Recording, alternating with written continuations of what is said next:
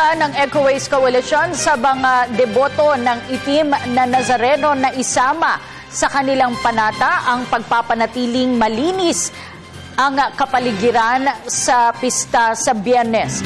Ayon sa National Coordinator ng grupo na si Eileen Lucero, sang-ayon ang kanilang advokasya sa tema ng Papal Visit, ang mercy at compassion, maging sa paggunita sa Zero Waste Month ngayong Enero. Target nila ngayong taon na mapabilis ang paglilinis at mapababa ang bilang ng basura. Nanawagan ng Eco Waste Coalition Group sa mga deboto na magdala ng sako na paglalagyan ng kanilang kalat, iwasang manigarilyo at magtapon ng chewing gum.